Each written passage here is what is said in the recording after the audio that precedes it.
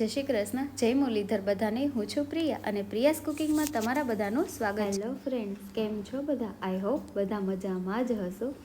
તો એકદમ સરસ મજાના સ્વાદિષ્ટ પકોડા કેવી રીતે બનાવવા, જેમાં ગમે તેટલા ખાઓ પણ મન નહીં ભરાય. અને જો પકોડાનો મસાલો સરસ હોય ને એટલે પકોડાનો સ્વાદ તો એમનામ જ 4 ગણો વધી જવાનો છે. તો એનો મસાલો કેવી રીતે બનાવો ચલો આપણે જોઈ લઈએ. આપણે કોઈ પણ જાતના બહારના મસાલાનો કે ઉપયોગ નહીં કરીએ, એકદમ સાદી સિમ્પલ રીતે પણ સ્વાદમાં ખૂબ જ સરસ.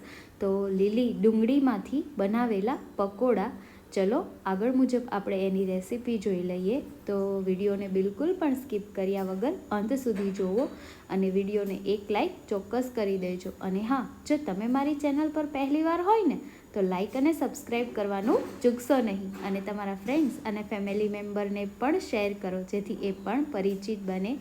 તો આપણે પકોડા બનાવવા માટે મેં અહીંયા મીડિયમ નંગના છે એ બટેટા લીધેલા છે. તો સૌથી પહેલાં એને બે ફાડા કરી અને આ રીતે આપણે સમારીને તૈયાર કરી લઈએ. તૈયાર કરેલા બટેટા ઉપર આપણે નમક ઉમેરી દઈશું. નમક ઉમેર્યા બાદ બટેટાની સરખા પ્રમાણમાં રહે તેટલું પાણી ઉમેરી અને આપણે બટેટા બાફી લઈએ. તો મારે આ રીતે બટેટા છે બફાઈ ગયા છે. તો હવે આપણે ખીરું બનાવી લઈએ. તો એના માટે મેં અહીંયા 2 કપ છે એ મેંદાનો લોટ લીધેલો છે. એને સૌથી પહેલાં ચાળી લઈએ અને મેંદો ચડાઈ જાય ત્યારે એ જ કપનો માપ છે એ 1 કપ આપણે એમાં ચણાનો લોટ ઉમેરી દઈશું. એને પણ ચાળી લઈએ. હવે ઘણા લોકો છે એ પકોડામાં ચણાના લોટનું ખીરું કરતા હોય છે, પણ ચણાના લોટના ખીરામાંથી પકોડાનો સ્વાદ છે થોડો અલગ આવે છે અને તેલ પણ વધારે પ્રમાણમાં ચૂસે છે. અને આમાં મેંદાના લોટથી ખીરાનો સ્વાદ છે એ ખૂબ જ સરસ પણ આવે છે અને તેલ પણ ઓછો ઉપયોગ થાય છે. તો હવે બંને લોટ ચાળેલા છે એને સરખી રીતે પહેલાં મિક્સ કરી લઈએ. ત્યારબાદ આપણે ખીરું બનાવવા માટે એમાં સ્વાદ અનુસાર નમક અને 1 ચમચી જેટલા સાજીના ફૂલ અને મેં અહીંયા અડધું ફાડું લીંબુનો રસ છે એ કાઢેલો છે. તો આપણે સાજીના ફૂલ છે એ એમાં ઉમેરી દઈએ. ત્યારબાદ આપણે એને સરખી રીતે છે એ મિક્સ કરી લઈશું. ત્યારબાદ ખીરું બનાવવામાં જરૂર મુજબ આપણે છે પાણી ઉમેરતા જઈએ અને ખીરું છે એ બનાવી લઈશું એ રીતે મિક્સ કરીને. તો જરૂર મુજબ પાણી ઉમેરતા આપણે આપણું બેટર છે એમાં કોઈ પણ જાતના લમ્સ ન રહે અને સરસ એક જ સરખું પાતળું બની અને તૈયાર થાય એ રીતે ખીરું બનાવી અને તૈયાર કરી લઈશું. તો આપણું આ રીતે સરસ મજાનું કેટલું પાતળું છે તમે જોઈ શકો છો એ પ્રમાણે ખીરું તૈયાર છે.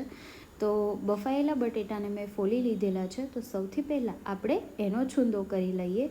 તો બટેટાનો છૂંદો થઈ જાય ત્યારબાદ એમાં અડધી ચમચી હળદર, સ્વાદ અનુસાર નમક, કારણ કે આપણે નમક છે એ બફાવામાં પણ ઉમેરેલું હતું, એટલે એ પ્રમાણે તમે જે પ્રમાણે તીખું ખાઈ શકતા હોય એ પ્રમાણે લાલ મરચું પાવડર, નમક અને 1 ચમચી ગરમ મસાલો ઉમેરી દઈશું. ત્યારબાદ મેં અહીંયા 3 નંગ મરચાં લીધેલા છે જેને સમારી અને વાટી લેશું. ત્યારબાદ મેં અહીંયા લીલી કોથમરી ઉમેરેલી છે. આપણા 3 નંગ વાટેલા મરચાંની જે પેસ્ટ છે એને ઉમેરી દઈએ. અને મેં અહીંયા લીલી ડુંગળીના પાન છે એ લીધેલા છે, જે મેં ઘરે જ સરસ મજાની ડુંગળી છે એ વાવેલી છે. હોમમેડ પ્યોર લીલી ડુંગળી, જેની સુગંધ ખૂબ જ સરસ આવે છે. તો મેં એમાંથી ડુંગળી છે એ 3-4 ડુંગળીમાંથી ઉપરના પાન તોડી એને ધોઈ અને આ રીતે લીલી ડુંગળીના પાન લીધેલા છે, જેનો પકોડામાં સ્વાદ ખૂબ જ સરસ આવે છે. એક વખત ચોક્કસ ટ્રાય કરો. ત્યારબાદ ઉમેરેલા બધા મસાલાને સરખી રીતે બાફેલા બટેટાના છૂંદામાં છે મિક્સ કરી અને આપણે છૂંદો છે એ તૈયાર કરી લઈએ. એમાં તમે સરખી રીતે મેશ કરવા માટે હાથની મદદથી પણ કરી શકો છો અથવા કોઈ ચમચા કે સ્પૂન વડે પણ કરી શકો છો, પરંતુ હાથથી સરસ એવો મેલ્ટ થઈ જાય છે. ત્યારબાદ આ રીતે પકોડાનો મસાલો એકદમ બનીને તૈયાર છે.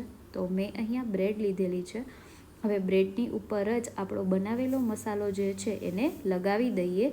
હવે બ્રેડ ઉપર મસાલો આપણો સરખી રીતે લગાવાઈ જાય, તમે જે પ્રમાણે વધતા ઓછો બ્રેડમાં લગાવવા ઈચ્છતા હોય મસાલો એ પ્રમાણે લગાવી શકો છો. તો મેં અહીંયા આ રીતે બ્રેડ ઉપર છે એ મસાલો લગાવી અને તૈયાર કરી લીધેલું છે. ત્યારબાદ એની ઉપર બીજી એક બ્રેડ છે એ રાખી દઈએ અને એને વચ્ચેથી ક્રોસમાં આ રીતે છે એ આપણે કટ કરી લઈશું. એટલે આપણા પકોડાનો શેપ માટેની ભરાયેલી બ્રેડ જે છે એ તૈયાર છે.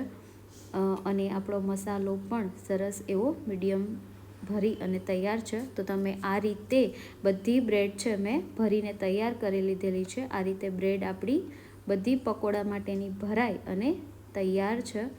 તો હવે આપણે બનાવેલું જે ખીરું હતું એ લઈ લઈએ અને મેં તેલ છે પહેલેથી જ ગરમ થવા માટે મૂકી દીધેલું હતું.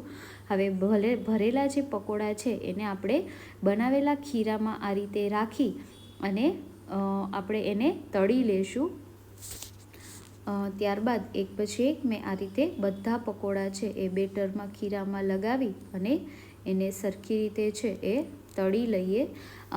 મેંદાના લોટનું જે ખીરું બનાવીએ છીએ એનું તેલ છે એ પણ ઓછું છે એ એમાં ઓબ્ઝર્વ કરે છે અને પકોડા છે એ પણ ખૂબ જ સ્વાદમાં સરસ લાગે છે અને એમાં ખીરું પણ વધારે ઓછા પ્રમાણમાં જોઈએ છે. તો આ રીતે સરસ મજાના બ્રેડમાંથી બનાવેલા એકદમ યુનિક રીતે પકોડા બની અને તૈયાર છે.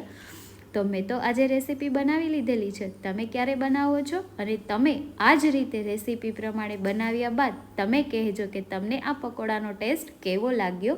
અને હા, વિડીયો જોઈ લીધો હોય તો એક લાઈક ચોક્કસ કરી દો અને તમને આજની આ રેસીપી કેવી લાગી કમેન્ટ ચોક્કસથી કરી દેજો. અને જો તમે મારી ચેનલ પર પહેલીવાર હોય ને તો બેલ આઇકન દબાવવાનું ભૂલતા નહીં, જેથી આવનારા દરેક વિડીયોની નોટિફિકેશન તમને તુરંત જ મળતી રહે. Thank you for watching.